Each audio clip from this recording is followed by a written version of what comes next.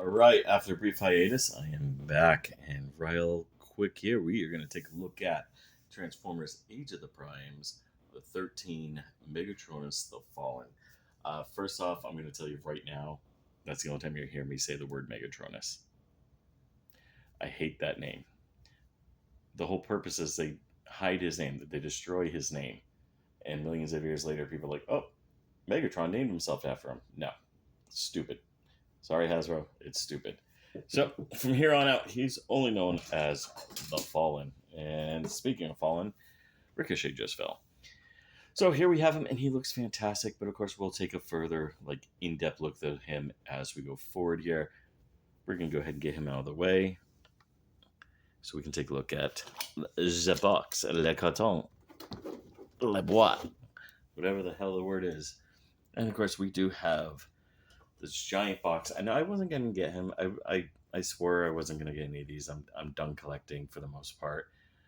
But I love the old War Within Volume 2.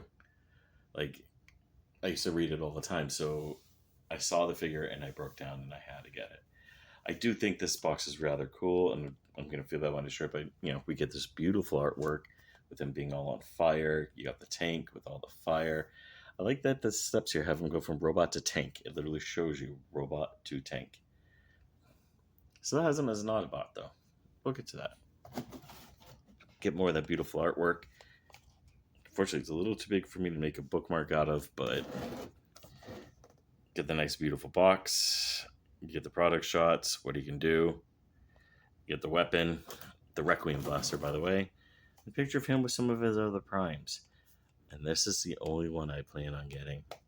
So I'm really excited. I hope that they reveal that one soon. So let's go ahead and get him out, get him ready.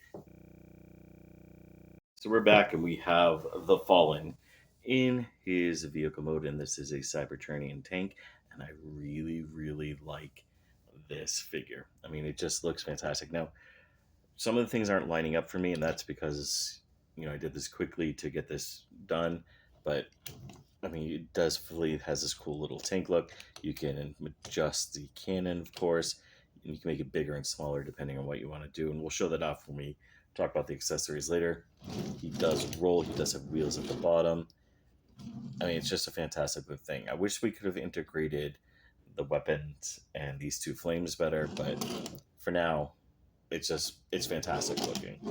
And you can just look at it and see that they went into a lot of care when they came to designing this. And really the only parts that really stick out from the robot mode are the feet. But even then, you're not going to usually be looking at it from the front. It just looks really good. And again, the fact that it wheels around, it's got all the stuff. I've got his head poking out wrong. I did that wrong, I know. But I think it's kind of funny to see his head popping out like that. But I mean, it's just fantastic. And the fact that you do get these fire effects, and we'll talk about them more in robot mode as well. I mean, it just looks really well done. And then just to show you, just in comparison, I mean, here he is with my old beat up, falling apart titanium, the Fallen. And you can see he has his own little symbol here of himself. And this thing, I actually had to find screws and put it back together just to do this review. So just showing you just the evolution of where they took the tank. This was supposed to be like a pre-Cybertronian Megatron that they retooled, but I mean, it looks good. I mean, you get the homage. You see that it's supposed to be a tank, and yeah, this is just so much better.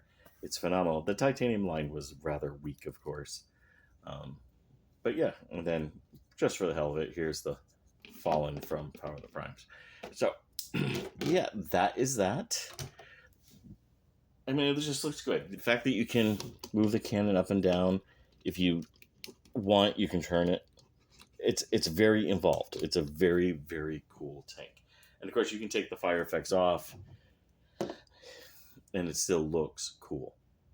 It's a phenomenal figure. Like, everything about this, I mean, yeah, it's got some little gaps and stuff, but it's supposed to be like Cybertronian and ancient. It's going to look skeletal almost. Let's go ahead and take this part off. To attach this, by the way, there is a small tab and a very small groove. You just kind of line them up and push them together. And then the other side, of course, you do have that. But we don't need that for now. I'm going to try to transform it. You know, guys know I don't like transforming on camera, and that is because it's awkward. But I'll try anyways. So right now, we're going to start by just unplugging this. We're going to take this, detach this part here, and we'll show you why later. We're going to take this, fold it all up, and push this down. And then we're going to take this, and we're going to push this down. We'll get to that. I'm going to go ahead and untab this. You see these little tabs that do go into slots. Kind of holds everything together. Up here in the front, I'm going to kind of just undo that real quick. So again, everything here kind of just tabs, but it tabs really well. And it's really tight. If you don't have it exactly lined up like I don't, it does get a little bit misshapen, but it still works. One thing to note, these pieces here, they do pop off. So be very careful with that. Try to remember where to start this from. We're going to start this from up here. So we're going to go ahead and start by working on the feet. So we're going to take this, we're going to raise these up. Then we're going to take the crotch piece and move it in there. And that just gives you the ability to do this. Both of these did pop off, as you can see. Well, I guess only one did. I'll go ahead and reattach that. For the legs, I'm going to move these parts up real quick. For the legs, you are going to get them to tab in like that. They are really, really tight. I'm a big dude, and that's really hard to snap off into piece. You're going to come out here. You're going to turn this leg completely around. Same thing, turn this leg completely around. I'm going to take these and just kind of move them out of the way for just a second. You're going to raise the backs of the feet up. Bring the... There you go. There you go. Then these are going to tab, and that's going to hold your whole leg assemblage together. Go ahead and snap that back in. Now we're going to work up top. Move this part down, move this part down. Take this whole assembly, rotate it. And let's raise the camera so you can see a little bit better.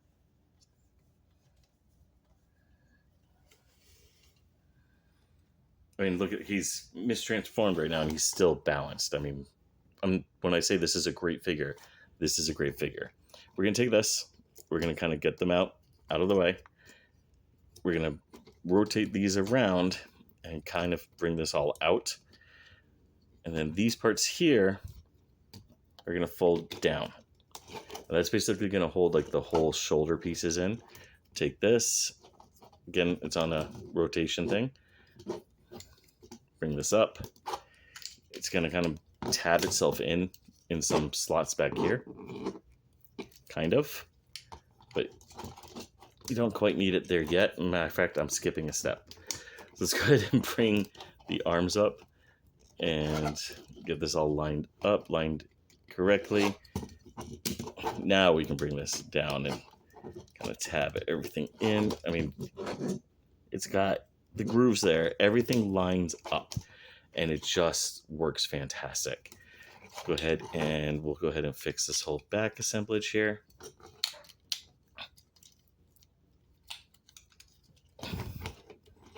Go ahead and move this up. Go ahead and move these. Now this one does come off if you wish.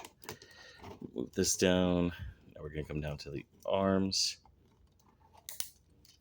You're going to push out. You're going to get that arm out. Same thing over here. Push out. Get the hand. Rotate. Make sure you push everything in as it all tabs. And there you go. Here we have the Fallen in his robot mode. And he is gorgeous. I absolutely adore this figure. Now that we have him in his robot mode, let's talk about articulation and just how well he stands. Now the head, of course, is on a ball joint. You can do all the usual stuff. The arms, you can do the full 360. He does get the nice bicep curl. You do get the upper arm rotation. The hands rotate and they can open. The waist, of course, can rotate. The legs can go forward. They can go backward. You do get pretty good knee bend. You do get awesome ankle tilt, but that makes the feet rather hollow. No heel spurs. Of course, then you get all of his bits and kibbles, which you can move around as well. What I really love about this robot mode is just how much of the tank disappears. It all folds up, and he gets a very minimal backpack. And he looks amazing. I mean, he looks like the Fallen. There's no way around it. He looks like the old Don Figueroa, Pat Lee, or J. Lee Pat Lee artwork. So, I mean, this looks accurate. This is the toy that should have been when we got the original titanium figure. Now, for accessories, he comes with quite a bit. Like I said, this missile launcher does come off, but he does come with his cannon, the Requiem cannon, which you can keep small, or you can extend out and give him a longer cannon on his arm. And it stores in two places. You can either store it on his arm here, or you can put it as it's intended, which is on the side. And right there, just starting out right at the gate, it just is impressive. It's an impressive figure. And then he does come with the shoulder cannon here, which you can either plug back into the gun, or you can plug it into any one of these ports in the back to give him an additional gun, or like a Megatron type back barrel. But I like to post it here because it reminds me of the titanium toy, and I'll show that off when we show the figure and compare it. And then you have this, and you can do a couple different things with this. First, you can separate it, and now he has a cool axe and a cool sword, but it's intended to be an homage to the Dark of the Moon, the Fallen, so he's got his giant scepter. And he can just go ahead and plug that into his hand, and he can hold it, depending on where you put it. This also stores, you can store all of the weapons right on the back. So you can literally just go ahead, plug them in, and he's good to go. He's loaded for bear. And then you can also put that in, and he can store everything. And because he is, of course, the Fallen, he does get his flame effects. Normally, I don't like these blast effects, flame effects, whatever you want to call them, but it just makes him that much cooler. He was always supposed to be on fire. He was pretty much the prototype edgelord for American stuff. Then you can take these other two, pointing in the back. I have one that doesn't like to stay in, but you get the deal. I've read that you can also take him, put him in sunlight, and then he'll glow. I don't have time for that. But I mean, he's been up in my room instead of on my shelf for weeks now because he's just a fantastic looking figure. And I mean, he's not the most balanced, but I mean, you can still get poses out of him. You can still make him look epic and, you know, do things with him that make him look like he is absolutely badass. And it's amazing just how far we've come in these 20 plus years with how much we can take a figure and hide the robot mode, hide the vehicle mode. This is what we should have always had when it came to Transformers in our heads. And now for comparison, here he is with the titanium figure, which used painted plastic to give it that nice orange glow, and make it look like more of a badass than he should have been. Of all my titaniums, I think this is the only one I still have left. No, that's not true. I do have a Rodimus still. The Rodimus Prime one. Oh, you want to talk about an awful toy. The fact that I still have him is absolutely amazing. But you can see just how they took the design and the homage and just worked it and just made it that much more impressive. And here he is with the Power of the Primes, the Fallen. And yes, he can hold the, I forget what they call them for this line, but the Pretender shell can be held as a weapon. So I have been posing him holding his own self to give himself more power. But yeah, so just to show you just how he looks. I don't know where my Alpha Trion is, so the only other Prime I really have at the moment for the 13 is the original Cybertron Vector Prime, and I broke his arm off, so unfortunately I can't put on his Minicon. And then here is Primus himself, Rung. Go ahead and bring this out so you can get all shot of all of them all at once. But yeah, just look at just how much more imposing it is. And let's talk about a few things. First off, the weight on him. Titanium, of course, weighs a ton. And this one has electronics. This weighs nothing. But the weight, he's got a decent weight. He's not heavy, but he's got a decent weight. And it makes him very, very imposing. And I love it. I love just how much of a badass it looks. Everything about this figure, with the exception of the feet, the underside here, is pure perfection. Yes, you do have the little hip parts that pop off, but they're made to. And he just looks great. I don't plan on getting any more of these figures. I know my buddy Brian has a Prima figure that he's supposedly got for me. And I'll probably pick up Liege Maximum, but that's it. I don't have any real interest in the 13 outside of this. And I wasn't going to get them, but I am really glad I did. Well, that's it for this review. Thanks for watching. Please comment down below. Tell me what you liked, what you didn't like, and what you want to see next.